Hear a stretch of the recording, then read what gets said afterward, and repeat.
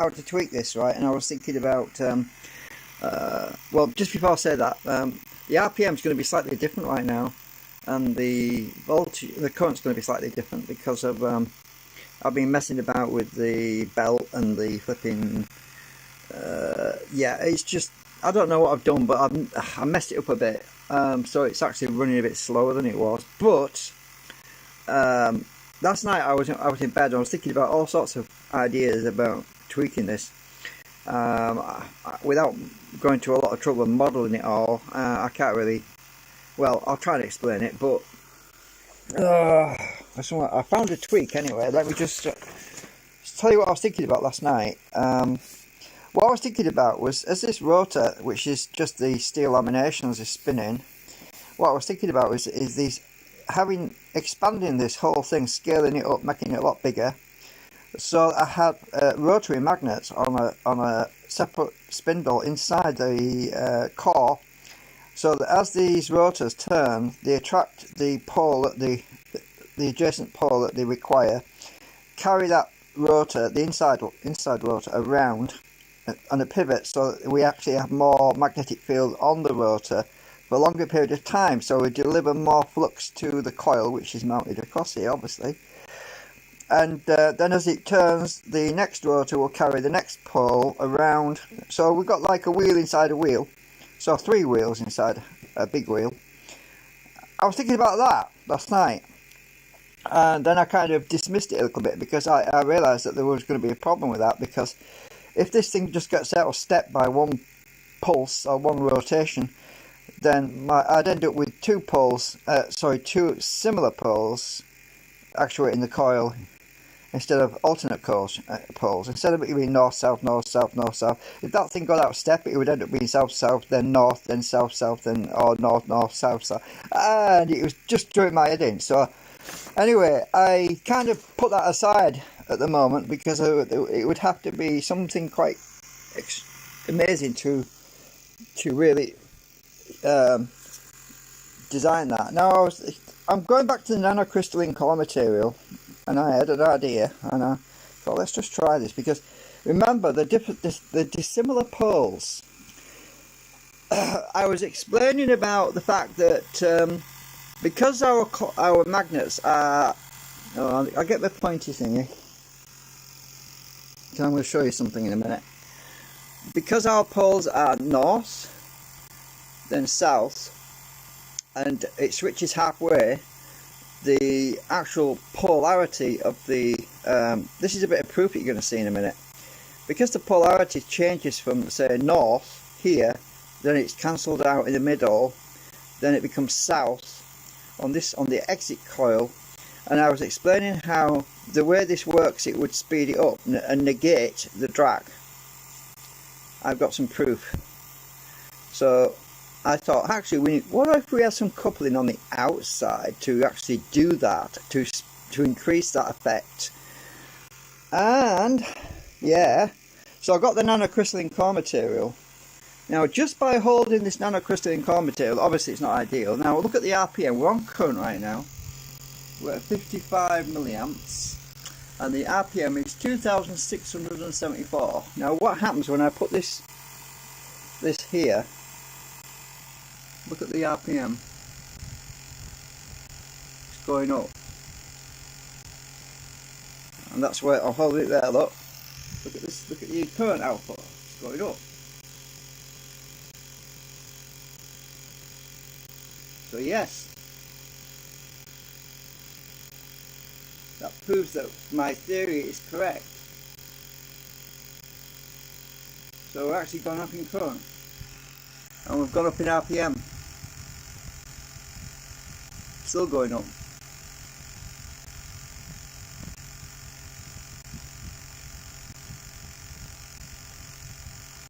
This is just by holding this near here in the proximity. Now let's take it away. Right, I'm removing it. Now look at the RPM.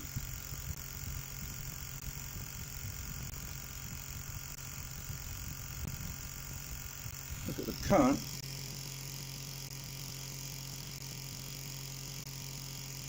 It takes a while for it to react for some reason, I don't know why.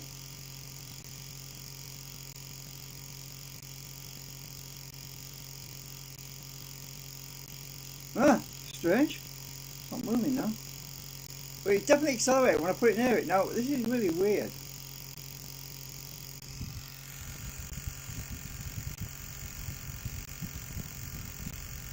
I'm just going to put it back again. Alright, I'm going to hold it there so you can see the RPM and also see my...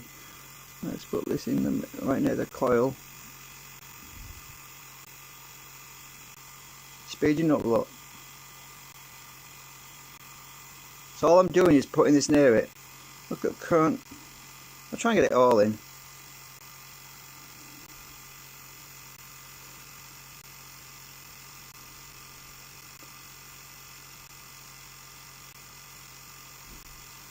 Why is it whenever you try to film something, it kind of does different things. Right, anyway, so yeah, take it away. Look at current, it just dropped. You see that? The current just dropped. Right, let me just do that again. What's the current on that meter over there? What's the current? It goes up. Take it away, goes down. But look at the RPM. Look at the change in the RPM.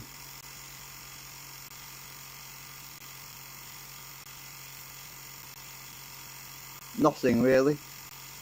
But our current definitely goes up and down. Whenever I get to it, it goes up. When I take it away, it goes down. RPM's actually not changing, but it did actually go up. It did speed up before, which is strange. But the important part is the fact that the output current is going up. And if we're not seeing much of a change on RPM, that's fine by me. But as long as we're getting more output.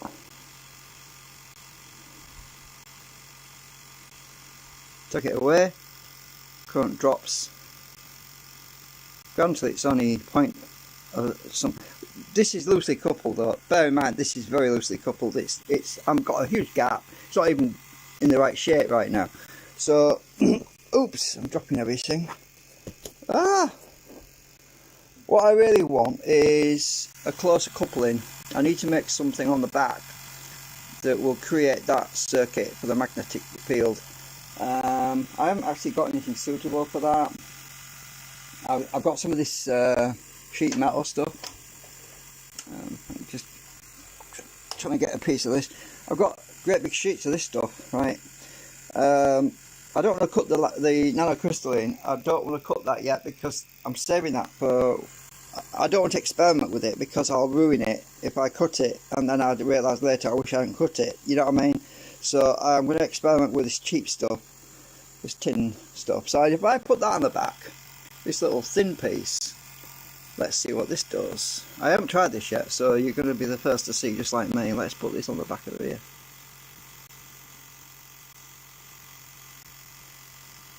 Right, we're 57 point. I'll take it away a minute.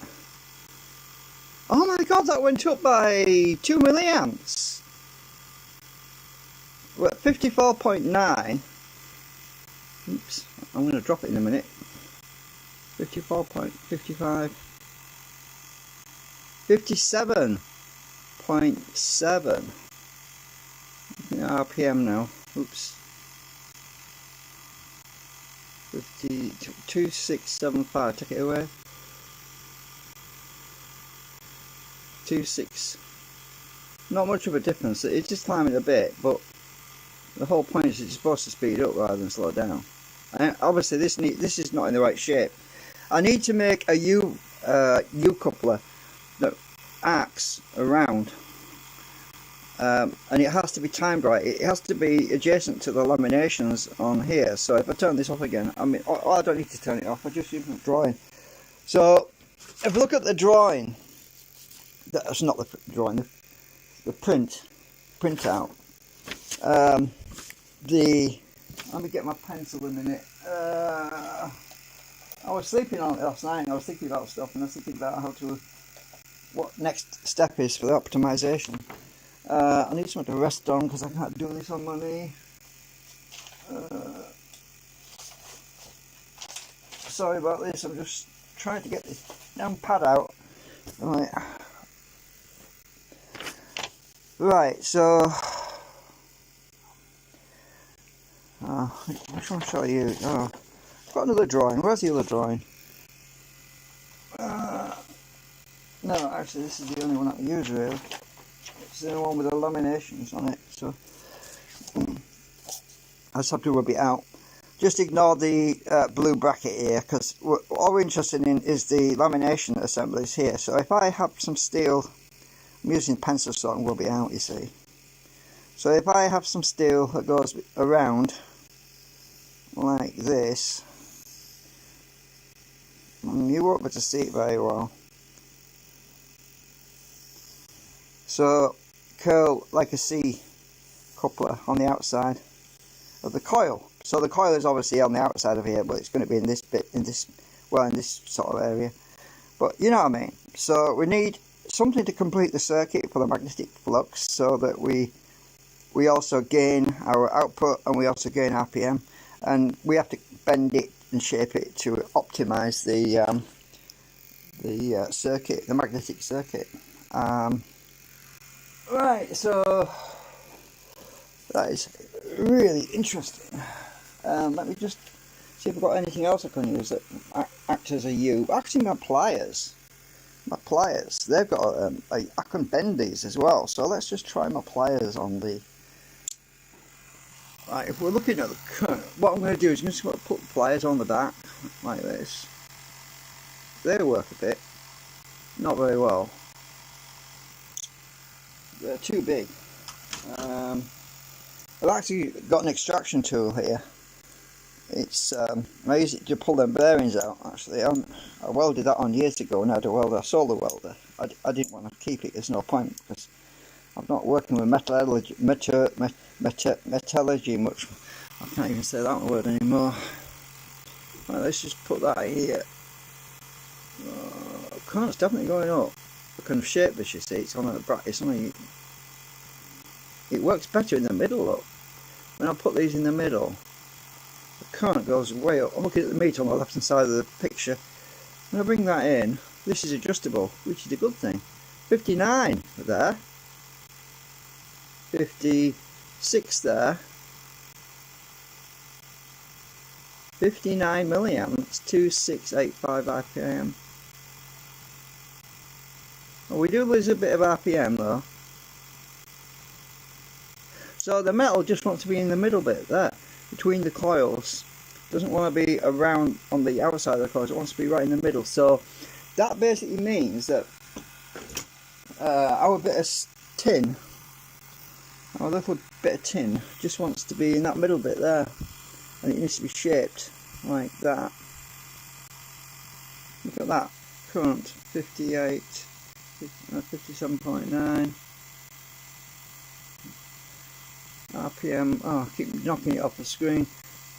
2683, 2683, take it away. Not much of a difference. But our current's dropped.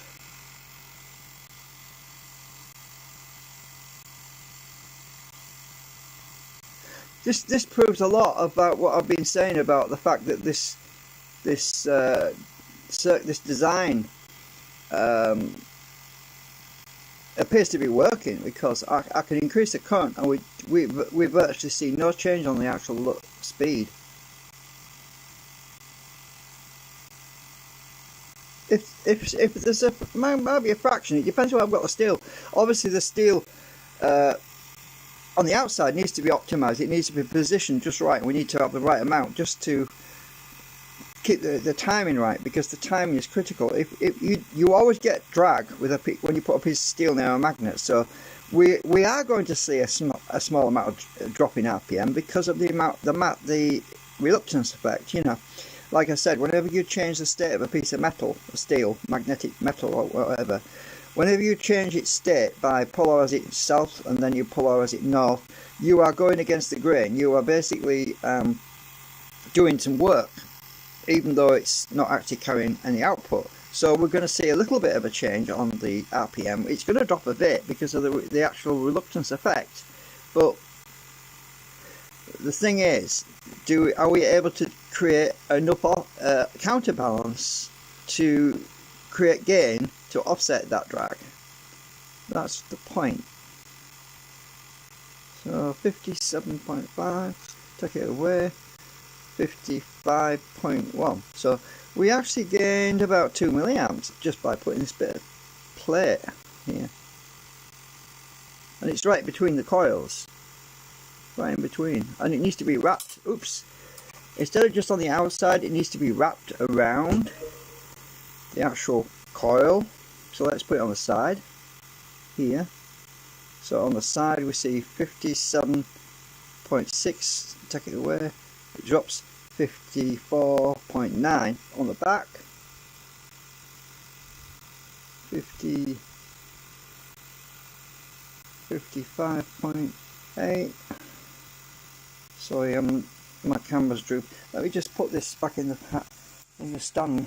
Hold on a minute. Right, it's in the stand now. It won't be so bad. Don't know if you can see the meter properly though. Right, so put this. I'm still half asleep. Put this on the inside. I'm looking to see what there's not a lot of room. Right, put that in the back hole back there. So 56.3. Take it away. 55. Put it at the front. 58. Yeah, obviously I'll get more at the front because the steel laminations are closer to the front than they are the back because of the thickness of the drum. So yeah, what I need is some U brackets, but instead of this way, it wants to be from back to front.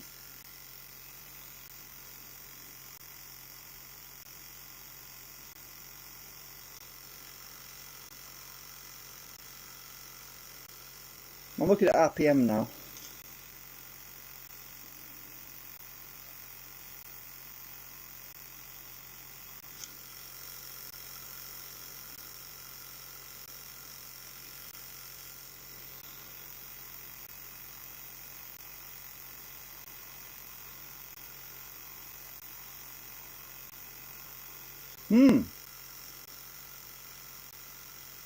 Yeah, cool.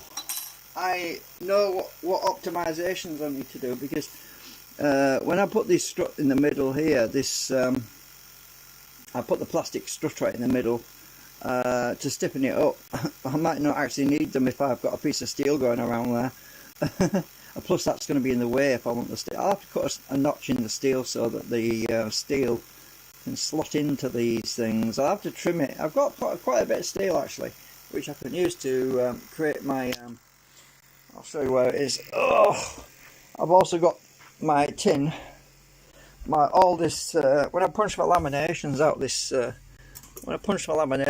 this thin sheet metal, I can use the scrap material to make my U things. I've also got this stuff, this galvanized stuff that I can use. I can cut my bits out of, which because it's on the outside of the rotor and it's not part of the rotor, I don't need to balance it, which is a good thing. Yeah.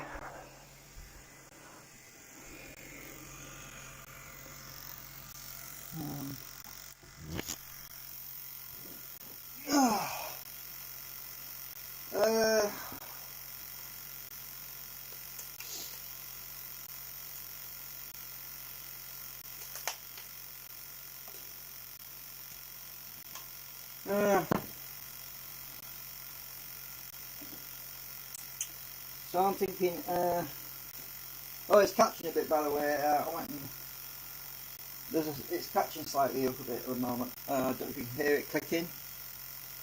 I need to sort that out as well. Where's my screwdriver gone?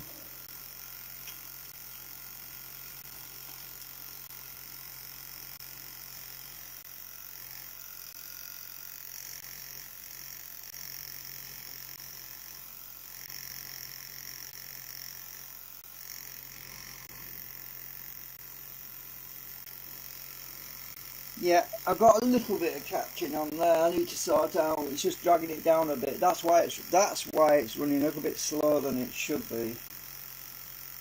It should be a bit faster than that, but it's just clicking again, catching. It's the shell that's just touching somewhere.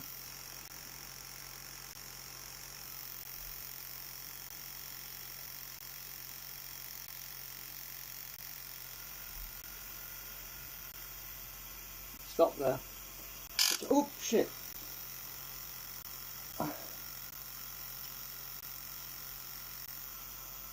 Twist it a bit. Now look, it's not catching, and it looks like it's speeding up a bit. No, it's not. Oh, my RPM meter is not touching now. It's drooping. My RPM meter is drooping. It's because I haven't knocked it.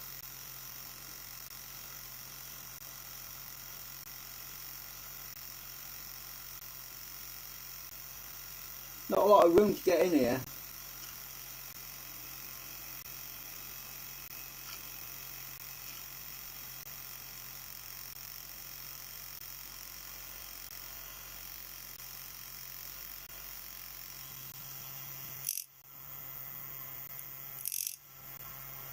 There. See, if it's not catching, it speeds up. But 2,700 now.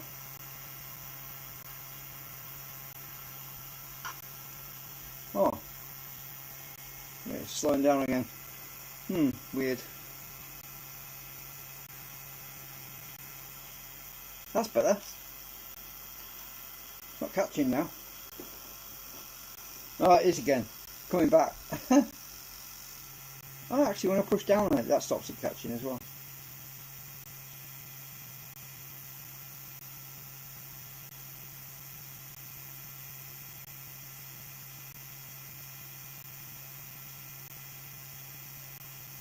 Get my bit of tin.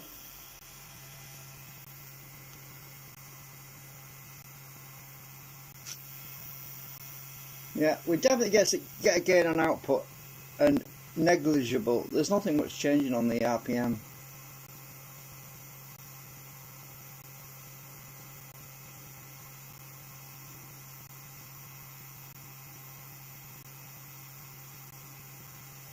I need to put an arc in this bit of tin, so what I'm going to do is I'm going to get my plot. I'm going to go and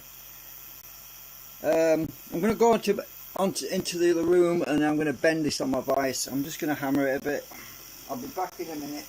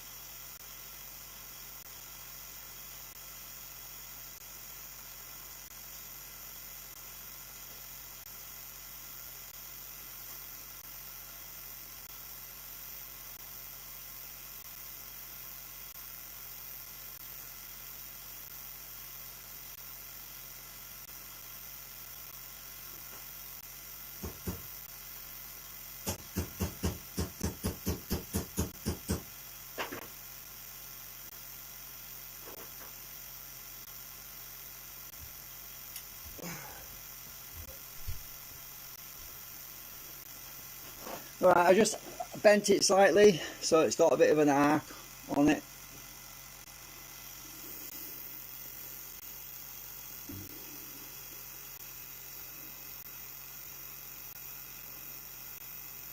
Almost 58 milliamps. It's a bit too big for this coil actually. It's resting on top of the coil. I really want it to be in between the coils.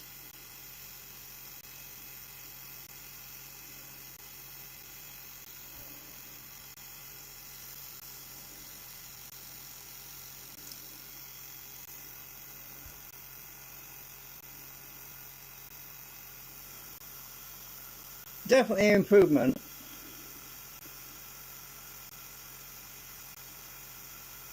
I'm just looking at RPM, see what that's doing.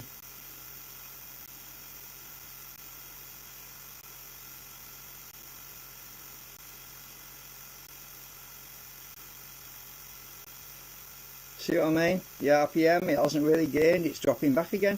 There seems to be some weird delay effect when I have this steel next to here. Put it back.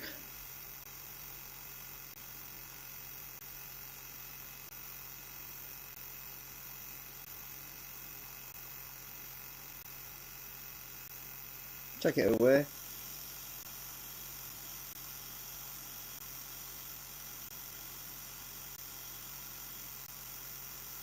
Yeah, anyway, I think that's enough of the video. You saw the results of this, and it looks like some kind of proof, I think. I hope. You know, we can always hope. Hope you're having a nice weekend, by the way. Oh, I was watching James Gilliland. Apparently, James Gilligan is been under attack at the moment. All three of his computers have been completely destroyed by the DS or something, because he's having serious technical problems. So he's got his green screen now, and they're having to live stream from a phone right now. I hope he gets it sorted out, because I don't know what's going on. I like listening to him. He's a very positive guy, and I like listening to his shows. Spiritual guy. Yeah, I wonder why they didn't have a video update. He normally has one. He normally has an update every week, and for some reason, all three of his computers have come under some sort of cyber attack. Very, very strange. Definitely no coincidence. They do say that do me once and that's, what is it, do me twice and do me three times or something, I don't know. Anyway, definitely no coincidence and no accident. It's happened to three of his main computers. Now he's having to live stream from a freaking phone. So, hard times for that guy right now. Right, so, yeah, interesting. I have to go and cut some bits of steel at some point. Yeah, I'm going to finish watching James though, because I'm halfway through, as you can see by the red bar. I'm only halfway through, and I thought, well, I need to go and test this bit of steel. This bit of steel idea out, and I was thinking about it, and I thought, well, let's use the nanocrystalline first, because I already had a bit that's shaped about right, and it definitely makes a difference. So that's good to know. All right, thanks for watching.